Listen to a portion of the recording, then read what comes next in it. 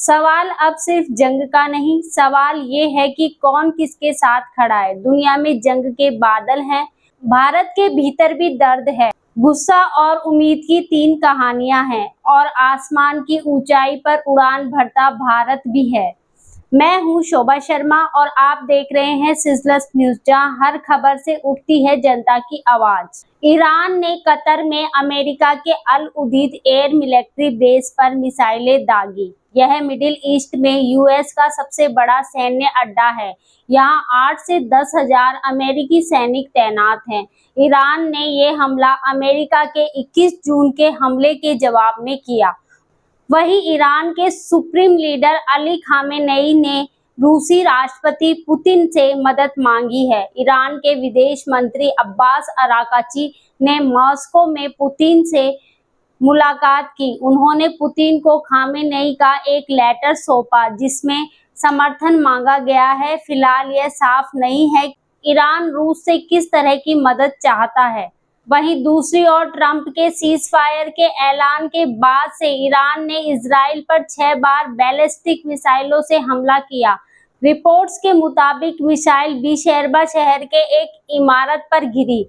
Medical team ने बताया कि 3 लोगों की मौत हो गई है जबकि कई घायल हुए हैं। इसमें पहले ईरानी विदेशी मंत्री अब्बास अराकाची ने इजराइल के साथ सीजफायर की खबरों को खारिज किया था। उन्होंने कहा था कि इजराइल के साथ अभी कोई अंतिम युद्ध विराम समझौता नहीं हुआ है। अगर इजराइल हमले रोकता है तो ईरान भी हमले नहीं करेगा।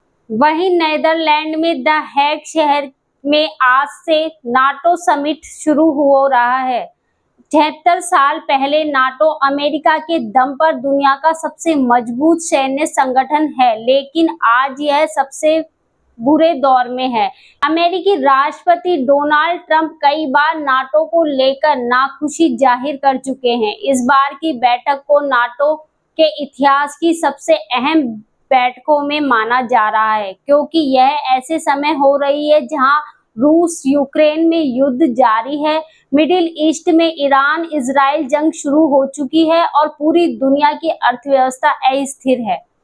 अब जानते हैं देश की आंतरिक खबरें। भारतीय अंतरिक्ष यात्री शुभांशु शुक्ला का अंतरिक्ष मिशन एक्सोमी 4 25 जून को लॉन्च हो सकता है।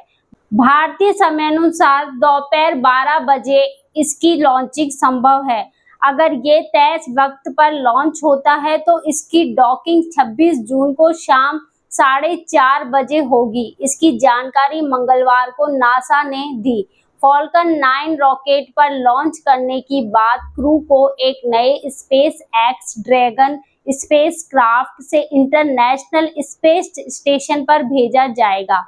एक्सियम मिशन 4 में 4 देशों के 4 एस्ट्रोनॉट 14 दिन के लिए स्पेस स्टेशन जाने वाले हैं। वहीं ओडिशा के गंगजाम जिले में गो तस्करी के शक में 2 दलित युवकों को बुरी तरह पीटा गया। उनको आधा सिर मुंडवाया गया, उन्हें घुटनों के बल रेंगने, घास खाने और नाली का पानी पीने के लिए मजबूर किया गया। यह घटना 22 जून को खारीगुमा गांव में हुई। पुलिस ने अगले दिन यानी 23 जून को यह जानकारी दी। रिंगीपुर गांव के रहने वाले बबुला नायक और बुल्लू नायक हरी इलाके से 2 गाय और 1 बछड़ा अपने गांव ले जा रहे थे। खारीगुमा गांव में गोरक्षकों ने उन्हें रोका, उनसे 30,000 रुपए मांगे, मना करने पर पीटा, सैलून ले जाकर आधा सिर मुंडवाया, उन्हें 1 किलोमीटर तक घुटनों के बल रेंगने पर मजबूर किया। दोनों लोगों को घास खिलाई और नाली का पानी भी पिलाया। वहीं दूसरी तरफ महाराष्ट्र के सांगली में एक पिता ने नीट मॉक टेस्ट की तैयारी में कम नंबर आने पर बेटी की हत्या कर दी। 17 साल की साधना भोसले के प्रैक्टिस टेस्ट में कम नंबर आए थे। इसी से नाराज होकर पिता ने डंडे से पीटा। साधना के सिर पर गंभीर चोटें आई। उसे सांगली के उषाकल हॉस्पिटल में भर्ती करवाया गया, जहां इलाज के दौरान शुक्रवार को उसकी मौत हो गई। साधना के 10वीं बोर्ड परीक्षा में 92.60% अंक आए थे। वह 1 साल से मेडिकल एंट्रेंस टेस्ट नीट की तैयारी कर रही थी। आरोपी पिता ढोंडीराम भोसले स्कूल प्रिंसिपल है। मां की शिकायत पर केस दर्ज और आरोपी को गिरफ्तार कर लिया गया है। वहीं जयपुर और अजमेर की जनता के लिए अच्छी खबर है। दोनों जिलों को पीने का पानी सप्लाई करने वाला बीसलपुर बांध में पानी की आवक शुरू हो गई है। मानसून से इस सीजन में पहली बार त्रिवेणी नदी बहना शुरू हो गई, जिससे बांध का गेज आज 3 सेंटीमीटर तक बढ़ गया है। जल संसाधन विभाग की इंजीनियरों के मुताबिक बीसलपुर बांध का गेज 312.47 RL मीटर से बढ़कर 312.50 RL मीटर तक पहुंच गया है। बांध में पानी की सप्लाई इस सीजन में पहली बार त्रिवेणी नदी से हुई है। इस समय त्रिवेणी नदी 2.40 मीटर के गेज पर बह रही है। इंजीनियरों के मुताबिक कुछ दिनों में लगातार बीसलपुर के कैचमेंट एरिया और भीलवाड़ा, सिरोही, राजसमंद, अजमेर में हो रही लगातार बारिश से नदी बहनी शुरू हो गई है। अब जानते हैं आज के मौसम का हाल। राजस्थान के 28 जिलों में आज भी बारिश की चेतावनी है। मौसम विभाग ने 5 जिलों में ऑरेंज और 23 जिलों में येलो अलर्ट जारी किया है। प्रदेश में 1 जून से अब तक सामान्य से 133% ज्यादा बारिश हो चुकी है। इससे पहले सोमवार को प्रदेश के कई जिलों में 1 से लेकर 7 इंच तक बारिश हुई। सीकर, झुंझुनू, बारां, जयपुर, अलवर सहित 10 से ज्यादा जिलों में बारिश का असर दिख रहा है। अब बढ़ते हैं खेल से जुड़ी खबरों की ओर। एंडरसन तेंदुलकर ट्रॉफी के पहले टेस्ट के चौथे दिन भारतीय पारी 300 रन पर ऑल आउट हो गई। भारत ने इंग्लैंड को 371 रन का टारगेट दिया। स्टंप तक इंग्लैंड ने बगैर विकेट 21 रन बना लिए। अब इंग्लैंड को मैच जीतने के लिए 350 रन की जरूरत है।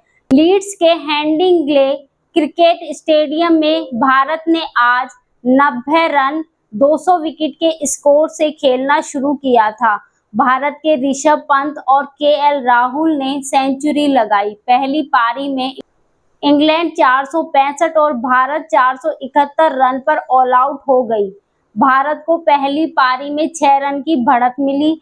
5वें दिन का खेल दोपहर 3:30 बजे से शुरू होगा। वहीं दूसरी ओर भारत के पूर्व स्पिनर दिलीप दोषी का सोमवार को लंदन में दिल का दौरा पड़ने के कारण निधन हो गया। दिलीप दोषी के परिवार में पत्नी कालिंदी, बेटा नयन और बेटी विशाखा हैं। दोषी उन 9 भारतीय क्रिकेटरों में से एक थे जिन्होंने अपने पहले टेस्ट मैच में 5 विकेट लिए। बाएं हाथ के स्पिनर दिलीप ने भारत के लिए कुल 33 टेस्ट मैच खेले और 114 विकेट अपने नाम किए। दुनिया बदल रही है, कभी आग में, कभी आसमान में और कभी इंसानों की सोच में, लेकिन सिजलर न्यूज हमेशा आपके साथ रहेगा, सच की रिपोर्ट और जनता की आवाज बनकर। मिलते हैं फिर कल नई खबरों के साथ। धन्यवाद।